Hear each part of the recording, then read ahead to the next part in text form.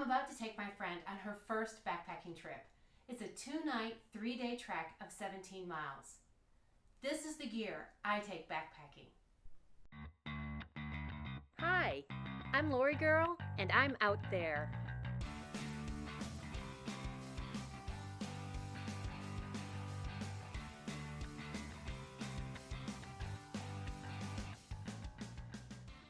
I've attached a checklist of the gear I like to take. I have doubles of almost all the critical gear, so I told my friend I would bring what she needed. I'm not going to do a gear review with this video, but I will tell you a couple things about why I chose the brand or model that I chose. On the Ospreys, they fit me beautifully. They don't have any rub, they have the suspension across the back, they're just awesome. This one is the Aura 65 liter, this one's the AHOC 58 liter. One thing that was great about going down in size is that I wasn't tempted to carry as much stuff. This one works just as well as that one, but it's 2 pounds lighter. The reason I have two Baby Agnes Little Copper Spur UL2s is because it's a fantastic tent. It gives me enough room when I'm sleeping in it by myself to lay out my gear beside me and feel like I just have that little quiet time where it's just me, even when the campground's full of other tenters. And when I am camping with people that need to share the tent with me, there's room for a second person. It is a UL2 after all. The REI Women's Long Flash was awesome sleeping bag.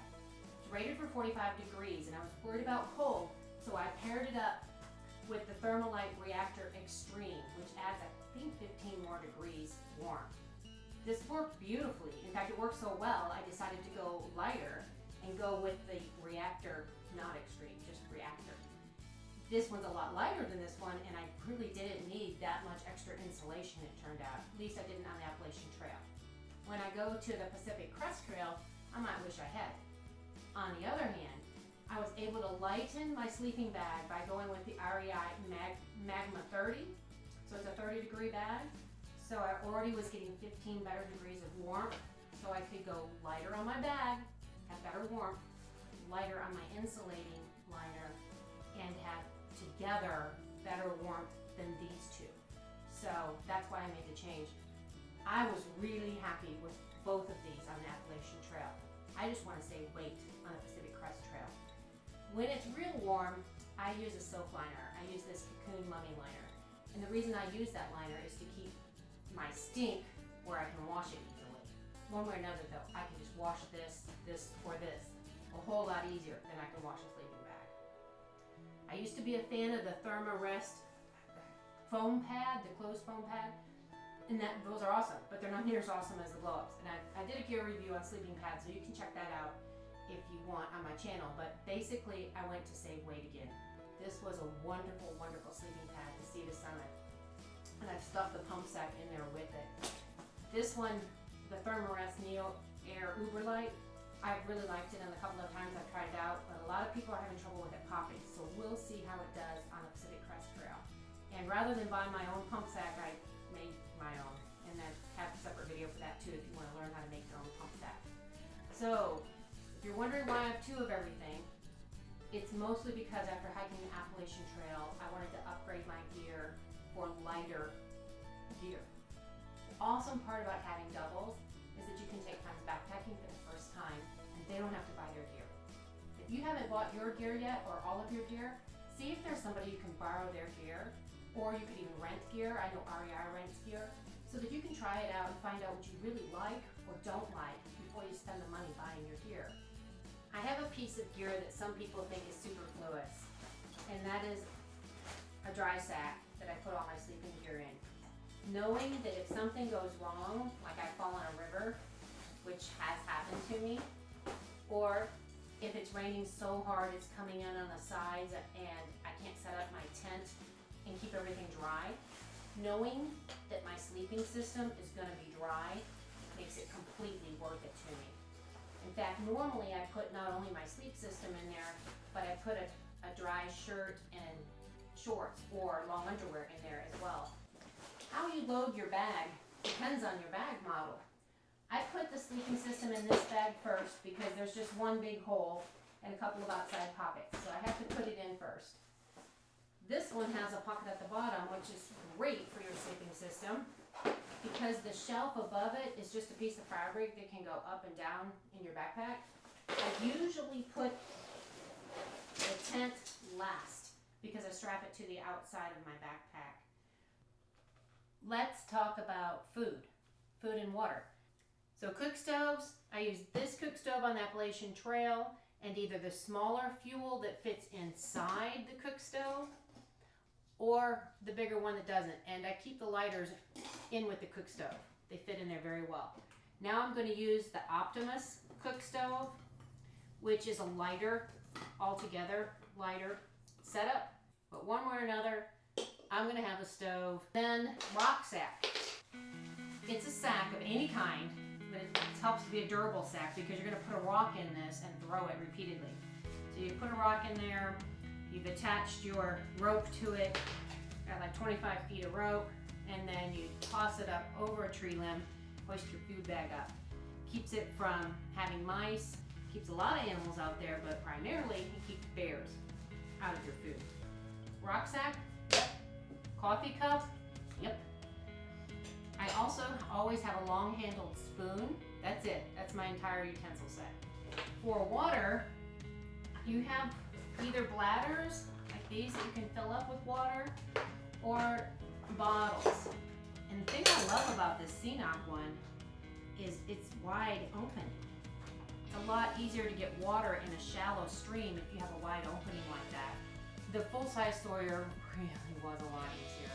The mini is fine for a 2 or 3 day backpacking trip like I'm about to take, but if you're going to be filtering water for weeks or months on end, the full size works a lot faster than the mini. Oh, and then the food. You need a food bag. I use this kind of food bag. This is also an Osprey. It doesn't have to be an Osprey brand.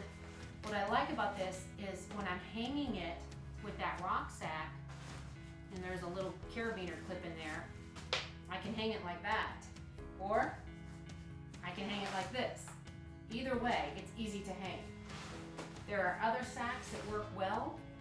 This one, you could clip it around this edge, and these don't have the hook on the bottom.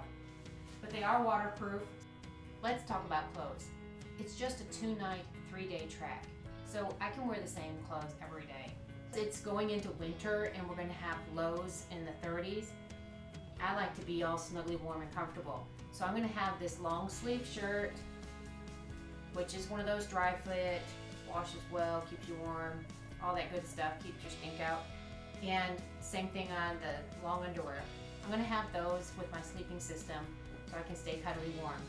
And if it's a little bit cold in the morning, I could always wear one of those to start out. I love having extra clean socks. I'll have a clean pair for the second day and a clean pair for the third day. I'll also take a couple pairs of clean underwear. The day that I start my hike, I'll be wearing my short sleeve shirt and the shorts I'm wearing right now, my Patagonias. They're awesome. Plan to wear my Merrell light hikers for the entire trail and my Dirty Girl Gaiters. These are great. They keep leaves and twigs out, and they're super lightweight, so I'm gonna take those. We're gonna do a lot of water crossings, so we expect the water to be over our ankles. Even if I was wearing waterproof boots, some of the river crossings might be too deep. So I'll just take the time to take my socks and shoes off, put on my water sandals, and go across. I also use those sandals for my camp shoes at night. I'm gonna take my puppy. It's a synthetic puppy. At night, I take it and I use it as my pillow now. I'm gonna take my raincoat with my rain hood and the tiny little brim. Mine has the pit zips. I can wear this open, and I can open the pit zips and get some breathing going on there. I'm gonna take a rain cover from my backpack too. These packs though are water resistant. I mean, if it's just drizzling or light rain, it's no big deal. It's when you get into the heavier rain that you really wanna pack to cover. I've talked about a lot of gear, so you might be wondering what could possibly be left.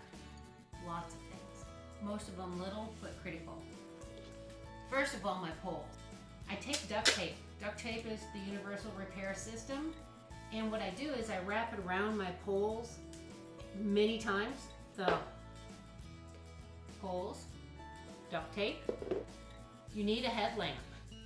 Headlamps are good not just for not hiking at night, but for getting up in the night, for seeing in the pre-dawn darkness or after dark. And you need to make sure you take backup batteries. I like to take hiking gloves with me. These are super lightweight. They help keep the chill off your hand in the early morning. They have the touch sensitive fingers. They even have this cool little waterproof mitt that covers over them. When you pack up my little beanie, again, in case I get cold. It's great for sleeping at night. I'm wearing my glasses now, but when I'm hiking, I'm not wearing my glasses. But I also take sunglasses, and I do wear these. Hat, always a good thing. Definitely don't forget lip balm. Your lips get chapped. And your little dots kit, whatever you're gonna put in there. I have Imodium just in case. I have Advil because probably I'll need it. My travel toothbrush, a little comb, little mini shampoo and conditioner, a needle with thread, just the basics, some tweezers. And then I keep separately some medical tape, Band-Aids, Q-tips, just a handful of things. Really don't keep much in terms of a first aid kit. Basically, you need to find your way off trail and get real help if you needed something more than that. I take a little towel, little microfiber towel that dries easily. That has worked well as a bath towel. These are seasonal hand warmers. Toilet paper. You need toilet paper when you're backpacking. If you have to dig your own cat hole, you can get a fancy little spade kind of thing, a little hand spade, hand trowel, or you can use an old tent stake. I like using this old tent stake. It works just fine. I take a backup battery and I can charge up a couple of days that way until I get to another place. But be sure and take your charger as well. I take headphones, don't use them that much. Some people use them a lot, but I take the plug-in kind, not the wireless. Once again, because you might not have power.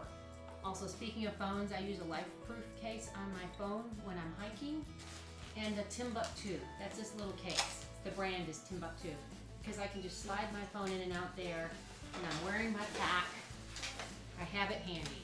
I can just pull it right out, take my pictures. I always take a buff or a bandana. A lot of people ask what kind of weapons I take. I don't take weapons. But last year on the Appalachian Trail, I did take this little tiny knife. What was really handy is it could cut sausage and cheese, and then it had a scissors on the other side, which opened packages. Some of those tear open packages don't tear open so well. It seemed like I was always using it for the scissor. And then it doesn't matter what kind of online software you've downloaded to your phone so that you can follow along the trail on GPS. Take a paper map and any notes you've made about the trail with you. Something happens to your phone or you run out of power, you might need a backup plan, even on well-marked trails. You might wonder, how do I pack up all this little stuff? Well, it's really easy. You just take the brain from your backpack. Usually there's a couple of compartments. Most backpacks have more than one. And you put all that little stuff in there. I forgot to tell you about a really important piece of gear. My butt pad. I just took a piece of my Thermarest sleeping pad, my old one, and cut it off, and that works great. So that's it. That's what I take. Go ahead and open the Excel spreadsheet. If you want to take my checklist and create your own from it, then a bunch of the work's already done for you. And if you love these kind of tips, just subscribe down below, and you can even turn on notifications so that you know the next time a video goes up, which is usually every week. I'm Lori Girl, and I'm out there.